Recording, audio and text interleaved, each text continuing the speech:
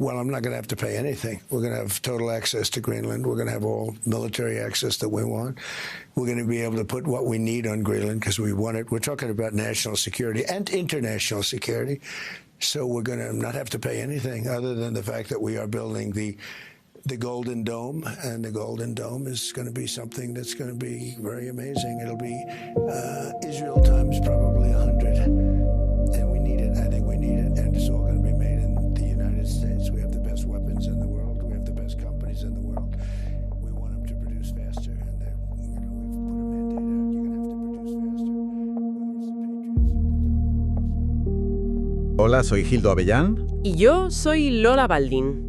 Esto es Punto Data, donde analizamos los asuntos clave de la geopolítica actual. Bueno, a ver, vamos a ir directamente al grano hoy con una noticia que cuando saltó a los medios de comunicación allá por 2019, yo creo que dejó a medio mundo rascándose la cabeza. Sí, totalmente. Nos dejó a todos un poco descolocados. Exacto. Seguro que quienes nos escuchan lo recuerdan. Fue cuando la Casa Blanca, bajo la presidencia entonces de Donald Trump, filtró su intención de, literalmente, comprar Groenlandia. Madre mía, es que sonó a broma en su momento. Claro, es que en los telediarios se trató casi como una excentricidad inmobiliaria, una especie de locura. Pero si rascamos un poco la superficie, nos damos cuenta de que de anécdota no tenía absolutamente nada. Desde luego que no. Era un síntoma geopolítico colosal. Para que nos hagamos una idea visual, es como esa inmensa parcela de terreno baldío a las afueras de una ciudad. Ya, la típica que nadie mira. Eso es. Un terreno helado por el que nadie daba un céntimo. Hasta que, de repente, el ayuntamiento anuncia que la nueva autopista principal va a pasar justo por ahí. Y claro, todo el mundo empieza a interesarse. Exacto. Y para colmo, los geólogos confirman que debajo de esa tierra hay una mina de oro puro. Así que la gran pregunta que vamos a desgranar en el análisis de hoy es esta. ¿Por qué, de la noche a la mañana, absolutamente todas las grandes potencias mundiales han puesto sus ojos, sus ejércitos y sus presupuestos en esta inmensa isla de hielo? Pues, a ver, para entender esa obsesión repentina, lo primerísimo que debemos hacer es situarnos en el mapa. Porque la escala de este lugar es muy engañosa y el contraste resulta fascinante. Sí, porque en los mapas planos siempre se ve enorme, pero distorsionada. Claro, por la proyección de Mercator. Pero físicamente estamos hablando de la isla más grande del mundo. Bueno, si dejamos a un lado la masa continental de Australia. Tiene más de 2 millones de kilómetros cuadrados. Espera. Vamos a poner eso en perspectiva para que se entienda bien. 2 millones de kilómetros cuadrados es, a ver si no me equivoco, como 4 veces el tamaño de toda España. Aproximadamente, sí. Es un territorio inmenso, gigantesco. Pero aquí viene el dato que lo cambia todo. Su población es minúscula. Ya. ¿De cuánto hablamos exactamente? Apenas 57.000 habitantes en toda la isla. Madre mía. O sea, 57.000 personas. Eso es la población de un pueblo grande o de una ciudad pequeña. Exactamente. Y están concentrados mayoritariamente en su capital, que es Nuuk, y en pequeños asentamientos muy aislados, diseminados por la costa. Porque, claro, el 84% del territorio está cubierto por una capa de hielo permanente. Una capa de hielo que debe ser impresionante, claro. Brutal. En algunos puntos tiene hasta 3 kilómetros de grosor. Y hay otro contraste interesante. Físicamente, Groenlandia descansa sobre la placa tectónica de Norteamérica.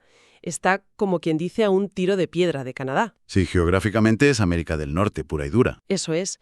Sin embargo, política y culturalmente es un territorio que lleva 300 años anclado a Europa. Claro, al reino de Dinamarca. Concretamente a Dinamarca, sí. Desde que un misionero llamado Hans Egede inició la colonización europea por allá en 1721. Es una dualidad geográfica brutal, ¿eh? Estás en América, pero tu capital política está en Copenhague, miles de kilómetros. Pero a ver, a lo largo de 3 siglos, el mundo ha dado muchísimas vueltas. ¿Cómo es posible que esa dependencia europea se haya mantenido tan intacta estando tan lejos? Bueno, es que en realidad no se mantuvo intacta. Hubo un punto de inflexión muy concreto y además bastante dramático, en el siglo XX, que fue la Segunda Guerra Mundial. Claro, cuando Alemania ocupa a Dinamarca. Exacto. Cuando Dinamarca cae bajo la ocupación de la Alemania nazi, los lazos físicos, comerciales y administrativos con Groenlandia se cortan de tajo. Europa, lógicamente, no podía abastecer a la isla. Se quedan completamente aislados de su metrópoli en medio del Ártico. Eso es. Y es ahí, justo en ese vacío, cuando Estados Unidos da un paso al frente. Washington asume la protección de Groenlandia, básicamente para evitar que los submarinos alemanes la usen como base. Una decisión estratégica de manual. Totalmente. E instalan infraestructura militar para vigilar todo el Atlántico Norte. O sea, de repente los groenlandeses se ven desconectados de su metrópoli histórica, a la que llevaban siglos ligados, y empiezan a depender de la logística militar estadounidense. Imagino que eso supone un choque cultural tremendo para la gente de allí. Un choque y, fíjate, una revelación también. Lo más interesante de esa época no son las bases militares en sí, que también, sino el impacto psicológico en la propia población local. Por el contacto con los americanos, ¿quieres decir? Claro. Durante la guerra, los estadounidenses traen bienes de consumo, catálogos de venta por correo, construyen pistas de aterrizaje de asfalto. La población groenlandesa, que vivía en un régimen colonial danés muy estricto y muy paternalista, de repente germina un sentimiento de autosuficiencia. Ya veo. Ven que hay alternativas. Ven que el mundo es mucho más grande que Copenhague. Y sobre todo, se dan cuenta de que pueden funcionar sin Dinamarca. Fíjate qué curioso. Una ocupación militar defensiva acaba plantando la semilla de una identidad propia casi sin querer. Y ese despertar, de hecho, es la clave de todo lo que ocurre después. A partir de esa época, y muy especialmente en los años 70, comienza a gestarse un movimiento que podemos definir conceptualmente como el inuitismo. Inuitismo, vale, hay que explicar esto bien. Sí, hay que recordar que la inmensa mayoría de la población de la isla es de etnia inuit. Y durante siglos, las políticas danesas tuvieron un componente de asimilación cultural fortísimo. O sea, que intentaban borrar su cultura para ser los daneses. Exactamente. Se enseñaba en danés, la administración era en danés, todo. Pero el inuitismo cambia las reglas del juego por completo. ¿Pero estamos hablando de un movimiento puramente folclórico? O sea, ¿de recuperar bailes y tradiciones? ¿O de algo más serio a nivel político? No, de un proyecto político moderno de construcción nacional. Ya no era solo preservar una cultura frente a Europa, era exigir poder real. Empiezan a recuperar sus topónimos originarios, a impulsar su idioma, el groenlandés o kalaallisut como lengua principal. Claro, a forjar una verdadera identidad política nacional. Eso es. Y este proceso da frutos legales muy tangibles. En 1979 consiguen el Acta de Autonomía y luego, 30 años después, en 2009, dan un salto histórico con la ampliación de esa autonomía. Entiendo. ¿Y qué supone esa ampliación en la práctica? Pues hoy en día se les reconoce oficialmente el derecho a la autodeterminación y tienen el control total sobre sus recursos naturales y sus asuntos internos. A ver, sobre el papel suenan casi como un Estado independiente. Tienen su propio parlamento, controlan sus minas, su pesca, su sanidad. Pero, ¿cuál es la letra pequeña? Porque en geopolítica intuyo que siempre hay una. La hay. Y es determinante, la verdad. Dinamarca sigue teniendo el control absoluto de la defensa militar y de la política exterior. Vale, defensa y diplomacia. Es muchísimo. Sí, pero hay algo más, que es el verdadero ancla. Copenhague sostiene la economía de la isla con un subsidio anual directo. Hablamos de una transferencia económica de unos 700 millones de dólares cada año. Madre mía. 700 millones para una población de 57.000 personas. Si haces las cuentas rápido, es una inyección de capital brutal por cada habitante. Es un dineral, sí. Básicamente, el estado de bienestar groenlandés, las escuelas, los hospitales, las carreteras, todo eso existe y funciona gracias a ese cheque desde Europa. Exactamente. Esa inyección constante, junto con la exportación de pescado, es lo que mantiene a flote a la sociedad. Y es un equilibrio muy delicado, porque ellos quieren ser independientes, claro. Tienen el derecho legal a serlo. Pero no tienen el dinero. Exacto. No tienen el músculo financiero para pagar las facturas si cortan con Dinamarca. Menudo papelón tienen encima. Y supongo que este status quo, este equilibrio, podría haberse mantenido congelado, y nunca mejor dicho, durante décadas. Pero claro, si no fuera porque el hielo literalmente se está derritiendo. Efectivamente. Así que vamos a meter en la ecuación al gran protagonista involuntario de nuestro siglo, que es el cambio climático.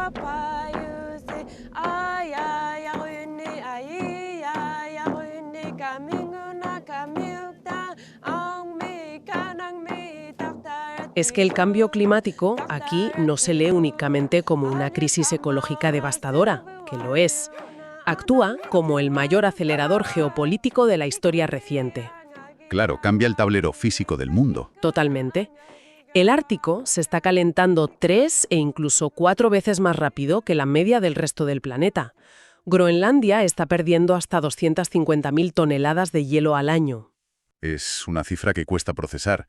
250.000 toneladas. Es una barbaridad.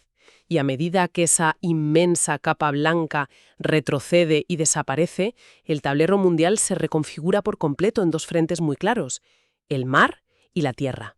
Empecemos por el mar, si te parece, porque es algo muy visual y muy fácil de entender. Ese retroceso del hielo está abriendo literalmente nuevas autopistas navegables en el océano Ártico. Rutas que antes, durante casi todo el año, eran una trampa mortal de hielo. Sí, rutas históricas como el Paso del Noroeste, que bordea Canadá, o la Ruta Marítima del Norte, que va por encima de Rusia. Y el impacto económico de esas rutas debe ser sísmico. Porque, el comercio global moderno depende casi por completo del transporte marítimo, de los grandes buques portacontenedores. Así es, imagínate lo que significa esto. Si logras enviar un carguero desde los grandes puertos de Asia, digamos desde Shanghái hasta Rotterdam en Europa, a través del Ártico puedes recortar el viaje entre 10 y 13 días. 13 días menos. Madre mía. Sí, 13 días menos en comparación con la ruta tradicional que pasa por el Canal de Suez. Claro, es que si lo piensas fríamente, un ahorro de 10 o 13 días en un buque mercante gigante significa un ahorro multimillonario en combustible, en salarios de la tripulación, en primas de seguros por piratería. Esto es completamente estructural. Es un cambio de paradigma total para el transporte. Si esta ruta se vuelve transitable una gran parte del año, cambia el centro de gravedad geoeconómico del mundo de un plumazo. Así es. Pero el deshielo no solo abre la superficie del océano, también expone el subsuelo de la propia tierra firme de Groenlandia. Claro, lo que hay debajo del hielo. Exacto. Al retirarse el permafrost y las inmensas capas glaciares, quedan al descubierto yacimientos masivos que antes eran económicamente inviables de explotar por culpa del clima extremo. ¿Y de qué recursos estamos hablando exactamente? Pues hablamos de uranio, de petróleo, de gas, de zinc, de oro. Y sobre todo, el premio gordo de la geopolítica actual, un conjunto de minerales críticos conocidos como tierras raras.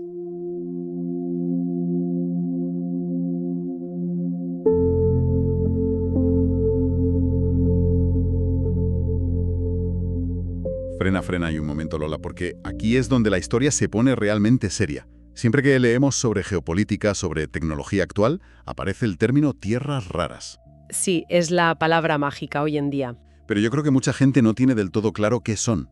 Suenan casi a algo extraterrestre. A ver si lo entiendo bien. Para empezar, no son tierra. Y de hecho tengo entendido que ni siquiera son tan escasas en el planeta, ¿verdad? Es un gran apunte, Gildo.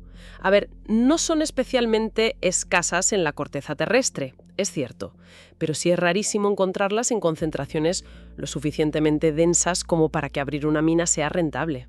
O sea, están muy dispersas. Exacto. Y para definirlas, las tierras raras son un grupo de 17 elementos químicos de la tabla periódica. Tienen nombres muy particulares, como nudimio, disprocio, prasiodimio. Nombres que no suenan mucho en el día a día, la verdad. No, pero el quid de la cuestión no es su nombre, sino su función. Sin estos elementos químicos, el mundo moderno literalmente dejaría de funcionar mañana por la mañana. Pero hasta ese punto, explícanos en qué se usan exactamente para que haya tanta desesperación internacional por controlarlos. Son fundamentales por sus propiedades magnéticas y conductoras, que son únicas. Es decir, no habría pantallas táctiles para nuestros teléfonos móviles, no habría turbinas para los inmensos molinos de energía eólica. Ni baterías de alto rendimiento, supongo. Nada de eso, ni motores para coches eléctricos. Y esto es lo que más le quita el sueño a los gobiernos de las potencias. No habría sistemas de guiado láser para misiles, ni tecnología de radar para los cazas de combate de última generación. Madre mía. O sea, estamos hablando de defensa nacional pura y dura. Totalmente. Son el oxígeno absoluto de la alta tecnología civil y militar moderna. Vale. Entonces la ecuación es sencilla. Quien controla las tierras raras controla el futuro industrial y militar del mundo. Y resulte que Groenlandia está literalmente sentada sobre una mina de oro tecnológico. Sobre una de las mayores del planeta entero. Se estima que Groenlandia posee alrededor de 1,5 millones de toneladas métricas de reservas de tierras raras. 1,5 millones de toneladas. Tela. Sí, lo que la coloca en el 8º lugar a nivel mundial. Destacan especialmente 2 yacimientos específicos en el sur de la isla, el de Kvanefjeld y el de Tambriz. Y lo que hace salivar, literalmente, a las corporaciones globales es que estos yacimientos tienen una altísima proporción de tierras raras pesadas. Que son diferentes de las normales. Son las más difíciles de encontrar geológicamente y las más vitales, las más potentes para la industria de defensa. A ver, si yo fuera un político groenlandés, de estos que buscan la independencia, yo vería esto como la salvación divina. Antes hablábamos de que les faltaban esos 700 millones de dólares al año del subsidio danés para poder separarse de Dinamarca. Exacto, su gran obstáculo. Pues ya está, abrimos un par de estas superminas, vendemos neodimio a precio de oro a todo el mundo y financiamos nuestro propio estado soberano rico y próspero, ¿no? Problema resuelto. Ay, ojalá fuera tan sencillo. Aquí es donde la macroeconomía choca de frente contra un drama humano y ecológico gigantesco. Por el impacto ambiental de las minas. Claro. Es que extraer tierras raras no es como sacar carbón con un pico. El proceso químico para separar estos elementos requiere baños de ácidos extremadamente agresivos y enormes cantidades de agua. Ya me imagino que limpio no debe ser. Para nada. Además, en yacimientos como el de Kvanefjeld, que mencionamos, las tierras raras están mezcladas naturalmente en la roca con minerales radioactivos, como el uranio. Ah, claro, el uranio. Si abres una mina a cielo abierto inmensa y empiezas a procesar todo eso con ácidos corrosivos, el riesgo de contaminación radioactiva en los fiordos debe ser altísimo. Es un riesgo altísimo, sí. Y recuerda que en la economía actual real de Groenlandia, su modo de vida tradicional y su principal fuente de ingresos, que es la exportación, dependen de que las aguas del Ártico sean completamente prístinas para la pesca. Claro, si contaminan los fiordos se quedan sin pesca. Es un tiro en el pie. Exacto. Es un dilema desgarrador para la población local. Tienen que elegir entre la viabilidad económica de la independencia a costa de destruir su entorno natural o proteger su tierra ancestral y seguir dependiendo del dinero de Copenhague. Es una encrucijada terrible. Pero, claro, mientras ellos debaten esto en sus asambleas locales de Nuuk, el resto del mundo no está esperando pacientemente a que se decidan. Las superpotencias ya están moviendo sus fichas en este tablero. Y si hablamos de tierras raras, hay que mirar directamente a Asia, ¿verdad? Obligatoriamente, sí. A día de hoy, China no solo controla gran parte de la extracción dentro de su país, sino que domina de forma casi monopolística, hablamos de en torno a un 80 o 90%, el procesamiento global de estos minerales. Un 90% del procesamiento mundial. Es un monopolio de facto. Total. Y las economías occidentales se han dado cuenta, un poco tarde quizá, de que esta dependencia es un talón de Aquiles letal. Es que si hay un conflicto diplomático grave, pongamos por caso, y Pekín decide por las buenas o por las malas dejar de exportar tierras raras ya procesadas, ¿qué pasa? Pues que la industria automovilística europea entera y la industria armamentista estadounidense se paralizan en seco. No hay plan B inmediato. Occidente está absolutamente desesperado por romper esa dependencia y Groenlandia es su gran esperanza blanca. Ya. Pero intuyo que China no se va a quedar sentada en el banquillo viendo cómo Estados Unidos y Europa se hacen tranquilamente con la única alternativa viable a su monopolio. Obviamente no. ¿Qué está haciendo Pekín para meter la cabeza en el Ártico? Porque geográficamente China está a miles y miles de kilómetros del hielo polar. Pues han desplegado una estrategia diplomática brillantísima. Para empezar, se han autodenominado en documentos geopolíticos oficiales como un estado casi ártico. Un estado casi ártico. ¡Qué audacia diplomática! Es como si España, no sé, se declarara un estado casi caribeño porque hablamos español. Totalmente. Es un concepto muy forzado. Pero más allá de la etiqueta, que es muy reveladora, han utilizado lo que en relaciones internacionales se conoce como diplomacia de infraestructuras. Dinero fresco para obras, básicamente. Exacto. Empresas estatales chinas intentaron financiar y construir de cero las ampliaciones de 3 aeropuertos estratégicos en Groenlandia. Además, entraron como accionistas clave en proyectos mineros locales, precisamente en el gran proyecto de Kvanefjeld. A ver, entiendo la jugada. Para un territorio enorme, vacío y sin apenas infraestructuras modernas, que venga alguien de fuera con miles de millones y te ofrezca construir 3 aeropuertos internacionales de primer nivel, suena a música celestial. Claro, es una oferta irrechazable para ellos. Pero claro, cuando en Washington ven a empresas controladas por el gobierno chino intentando construir pistas de aterrizaje masivas a solo un par de horas de vuelo de Canadá y Estados Unidos, supongo que saltaron absolutamente todas las alarmas en el Pentágono. Bueno, la presión que hubo fue brutal. El Departamento de Defensa de Estados Unidos llamó directamente al gobierno de Dinamarca y básicamente les forzó a intervenir en los asuntos de Groenlandia. O sea, les hicieron usar su poder de veto exterior. Exacto. Copenhague tuvo que bloquear legalmente las inversiones chinas en los aeropuertos alegando motivos de seguridad nacional. Y acabaron aportando ellos mismos, los daneses, el capital necesario para que se hicieran esos aeropuertos. Una carambola geopolítica. Washington dejó claro que no iba a tolerar bajo ningún concepto una presencia estratégica china en lo que consideran su patio trasero helado. Así es, no se lo podían permitir. Y mientras Estados Unidos mira de reojo a China con muchísima preocupación, me imagino que también tiene la vista puesta en el otro gran vecino, el que sí que tiene una frontera natural inmensa con el Ártico, que es Rusia. Por supuesto, Rusia es el otro gran actor aquí. Moscú lleva años militarizando de forma muy agresiva toda su extensa costa ártica. Preparándose para el deshielo, claro. Sí, están reabriendo antiguas bases de la Guerra Fría que estaban abandonadas, construyendo una flota gigantesca de rompehielos nucleares y, lo que es legalmente más tenso todavía, están presentando reclamaciones territoriales oficiales ante Naciones Unidas. Sobre el hielo.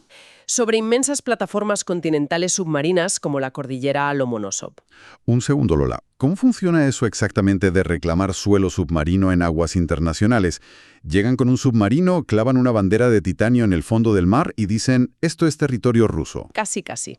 Fíjate que de hecho hicieron algo muy parecido de clavar una bandera simbólica hace años. ¡Qué barbaridad! Pero a nivel legal, bajo el derecho internacional del mar, si un país puede demostrar con estudios geológicos que una cordillera submarina es una extensión natural de su propia masa continental, puede reclamar el derecho exclusivo a explotar económicamente los recursos de ese fondo marino. Ah, es una cuestión de geología. Sí. Y Rusia argumenta que su plataforma continental llega prácticamente hasta el mismo Polo Norte, chocando directamente con las reclamaciones superpuestas que hacen Canadá y el propio Reino de Dinamarca, precisamente a través de Groenlandia. Claro, porque las plataformas se cruzan bajo el hielo. Exacto. Así que, ante esta pinza tan amenazante de expansión económica china por un lado y de rearme militar ruso por otro, Estados Unidos considera Groenlandia un cortafuegos absolutamente irrenunciable. Y esto nos lleva directamente a la pura doctrina militar clásica, porque hay un concepto geográfico del que siempre hablan los estrategas navales en esta región, que es la famosa brecha GUK, las siglas en inglés de Groenlandia, Islandia y el Reino Unido. Sí, el famoso Uk Gap.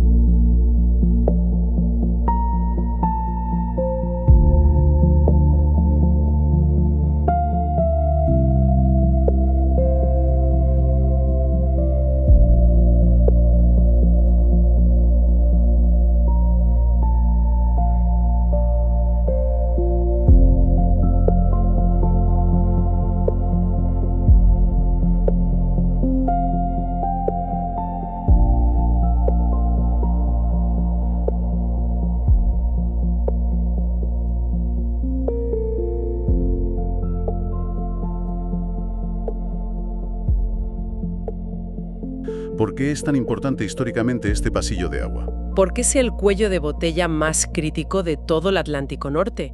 Es pura geografía. Imagínate el mapa. Si la temida flota de submarinos de propulsión nuclear rusos quiere salir de sus bases ocultas en el Ártico, en la península de Kola, y alcanzar las aguas profundas del Atlántico... Para amenazar la costa este de Estados Unidos. Eso es. O para intentar interceptar el tráfico de suministros hacia Europa en caso de guerra, no tienen más remedio físico que cruzar por ese estrecho embudo oceánico entre esos tres territorios. O sea que quien controle Groenlandia controla un pilar maestro de ese grifo estratégico. Totalmente. Occidente tiene sembrado todo ese lecho marino de una red de sensores acústicos secretísimos para detectar cada submarino ruso que intenta pasar. Claro, es que, visto desde arriba, desde la perspectiva polar, Groenlandia no es solo una isla inmensa. Es como un Es que no es ni un país para los estrategas militares. Es un auténtico baluarte. Exacto, yo iba a decir que es un gigantesco portaaviones natural de hielo y roca. Está fondeado de forma permanente a medio camino exacto entre Norteamérica, Europa y Rusia. Es inundible, no requiere ni una gota de combustible y su posición es matemáticamente perfecta para el control aéreo. Desde ahí arriba controlas todo el hemisferio norte de un vistazo. Por eso Estados Unidos, supongo, mantiene allí desde hace décadas su instalación más sensible. Sí, la base espacial Pitufik, que antes era conocida mundialmente como la base aérea de Thule, está situada en el extremo noroeste de Groenlandia. Una base enorme, ¿no? Enorme, pero su historia tiene muchísimas sombras, porque para construirla y expandirla rápidamente durante los años 50, en plena histeria de la Guerra Fría, se forzó el desplazamiento total de la población inuit local. Los echaron de allí para montar la base. Sí, a los inuhuit. Les dieron apenas unos días para recoger sus cosas, sus trineos y marcharse de sus tierras ancestrales. Fue una herida histórica terrible que aún escuece muchísimo en la sociedad groenlandesa. ¡Qué barbaridad! O sea, los desplazaron a la fuerza de su propio territorio para montar una instalación militar extranjera. Sí, es un episodio muy oscuro. Y hoy en día, esa base de Pitufik alberga un radar de alerta temprana monstruoso que está escrutando constantemente el horizonte espacial por encima del Polo Norte. Oteando misiles, entiendo. Exacto. Si se produjera un lanzamiento de misiles balísticos intercontinentales desde Rusia o incluso desde Corea del Norte, cruzando por el Ártico, ese radar es el que proporcionaría a Washington los valiosísimos minutos de preaviso necesarios para reaccionar o lanzar interceptores. Es la primera línea de defensa. Totalmente. Está completamente integrado en el NORAD, que es el escudo de defensa aeroespacial conjunto de Norteamérica. Bueno, todo este inmenso ajedrez internacional, tanto el militar como el comercial, es apasionante y tiene tela. Pero quiero volver a la gente que vive allí, a esos 57.000 groenlandeses. Porque al final están atrapados en medio de un huracán geopolítico que no han pedido. Sí, son los grandes olvidados en estos grandes análisis muchas veces. Hablábamos antes del sueño de la independencia política y del potencial de la minería de tierras raras. ¿Cómo se vive este debate tan polarizado en las calles de Nuuk y en las asambleas locales? Pues se vive, como dices, de forma extremadamente polarizada. El deseo de independencia sigue siendo muy mayoritario. Es el fin último de su proyecto de construcción nacional, eso está claro. Pero tienen que lidiar con la realidad. Exacto. Se enfrentan a un muro de realidad demográfica y ambiental inapelable. Imagina el impacto social de intentar explotar estas megaminas a gran escala.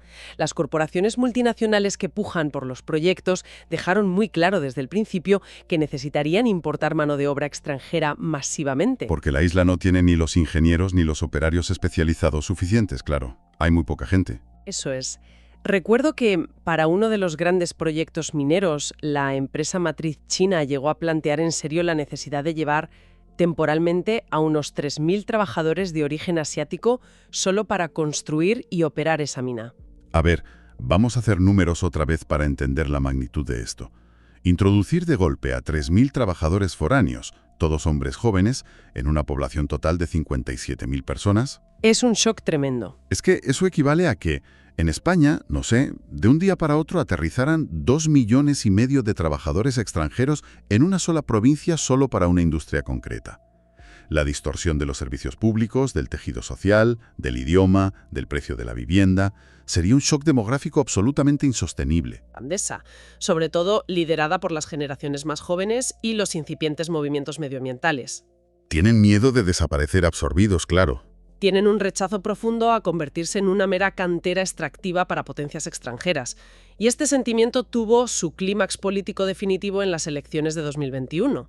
¿Qué pasó en esas elecciones? Pues que el partido de izquierda ecologista Inuit Kakijit ganó las elecciones y formó gobierno, con una promesa clarísima e innegociable: frenar la explotación minera masiva.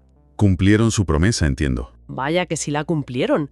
Poco después, el Parlamento Autónomo aprobó una ley que prohíbe explícitamente y por completo la minería de uranio, y eso paraliza de facto cualquier proyecto de tierras raras que supere ciertos umbrales mínimos de radioactividad, como era el caso de Kreafanifield.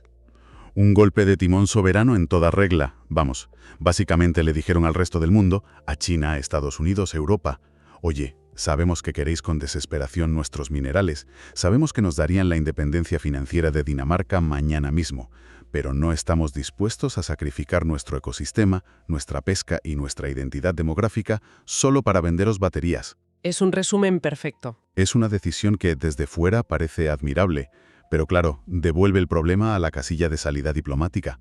¿De dónde van a sacar el dinero para ser un Estado libre si no venden lo que tienen bajo el hielo? Es que ese es un equilibrio extremadamente frágil, Gildo. Ahora mismo los escenarios de futuro a medio plazo se dividen claramente. A ver, ¿cuáles son las opciones? Por un lado, tendrían una independencia impulsada por recursos, si cambian las leyes, pero que corre el riesgo inmenso de caer en el neocolonialismo económico. ¿Neocolonialismo económico? Sí, es decir, lograr cortar por fin los lazos políticos oficiales con Dinamarca solo para acabar atados de pies y manos financieramente a los gigantescos créditos de infraestructura de China o a las ineludibles exigencias de seguridad y corporaciones mineras de Estados Unidos. Serían independientes en el papel de la ONU, pero vasallos en la práctica económica diaria. Salir de Málaga para meterse en Malagón, como se suele decir. Exacto. Y por otro lado, la opción más conservadora, la que tienen ahora, es mantener la protección política y financiera de Copenhague. Esto les garantiza los vitales subsidios y cierta seguridad ante el rearme ruso del Ártico. Pero claro, frustra por completo el profundo anhelo del proyecto nacional inuit. ¡Qué encrucijada histórica más espectacular! Es un callejón de difícil salida. Bueno, vamos a ir recapitulando los tres grandes pilares de lo que hemos desgranado en el análisis de hoy, porque la transformación de este lugar es francamente asombrosa. Es un cambio de época total para ellos. Primero, hay que tener claro que, debido a la inmensa tragedia del calentamiento global, Groenlandia ha dejado para siempre de ser percibida como una periferia congelada y olvidada. Ahora mismo se posiciona en el centro absoluto del tablero geoeconómico mundial a medida que el hielo desaparece y se abren nuevas y lucrativas rutas marítimas que conectan Asia y Europa. Rutas que van a cambiar el comercio, sí. Segundo punto vital. Su incalculable valor geoestratégico ya no reside únicamente en su inmejorable posición militar defensiva en la famosa brecha GIU-GK que comentábamos, sino en que, bajo su suelo, esconde uno de los mayores yacimientos mundiales de tierras raras, esos 17 elementos que son, hoy por hoy, completamente insustituibles para la transición ecológica civil y la industria armamentística pesada. Son el petróleo del siglo XXI, desde luego. Y el tercer punto, que a mí me parece quizá el más humano y dramático de todos. Una pequeñísima población inuit de apenas 57.000 almas tiene ahora mismo en sus manos el derecho legal reconocido a declarar la independencia. Pero hoy por hoy carece por completo del músculo demográfico y económico necesario para sostener un Estado soberano sin hipotecar su valiosísima tierra a potencias extranjeras como China o Estados Unidos, o verse irremediablemente obligada a mantener su histórico e incómodo nexo colonial con Dinamarca. Me parece un resumen perfecto y muy atinado de las grandes tensiones que van a definir, sin duda alguna, la macropolítica del Ártico en las próximas décadas. Es que da para muchísimo. Así que para la audiencia que desee profundizar por su cuenta en toda la tremenda complejidad legal, política y estratégica de esta región tan fascinante, hoy se recomiendan 3 obras fundamentales que hemos manejado en este análisis. A ver, apuntaos estos títulos que merecen la pena. La primera obra es Groenlandia en la geopolítica ártica. Es un estudio súper riguroso y muy profundo sobre cómo ha evolucionado el valor geoestratégico de la isla y sobre todo sobre la acelerada militarización de todo el norte global. Imprescindible para entender a Rusia y Estados Unidos en la zona. Exacto. La segunda recomendación es La promesa del Ártico, autonomía legal y política. Este libro es esencial para comprender desde dentro cómo se forjó el movimiento del inuitismo y el complejísimo proceso de construcción nacional frente al gobierno de Dinamarca. Para la vertiente más social y política, estupendo. Y finalmente, el tercer libro es El tesoro de las tierras raras. Es una lectura absolutamente clave para entender a nivel técnico y económico cómo estos minerales tan críticos están literalmente reescribiendo la diplomacia tecnológica y económica a nivel global. Y bueno, recuerdo que para no perder la pista a futuros análisis como este, la suscripción a Punto Data está siempre disponible de forma gratuita en cualquier plataforma de audio. Ha sido un verdadero placer desgranar este tema hoy, la verdad es que es apasionante. Pero bueno, antes de irnos definitivamente, quiero decir que todo esto que hemos hablado nos deja una última reflexión bastante inquietante para el futuro. A ver, cuéntanos. Si se piensa bien, Si Groenlandia, presionada por el imparable reloj del deshielo, logra encontrar finalmente la fórmula legal y financiera para gestionar la extracción de sus recursos y consigue independizarse de forma exitosa, ¿qué va a pasar el día de mañana con la última gran frontera virgen que le queda a nuestro planeta? Ah, claro, te refieres al sur. Exacto. ¿Sentará este modelo groenlandés un precedente jurídico y comercial directo para cuando los hielos comiencen a derretirse masivamente en la Antártida y todas las superpotencias exijan su trozo de ese gigantesco pastel continental que hoy, sobre el papel, es intocable? Es una posibilidad muy real y que da un poco de vértigo, la verdad. Pues ahí dejamos la pregunta en el aire para quien nos escuche. Nos escuchamos en el próximo análisis. Un saludo a todos y hasta la próxima.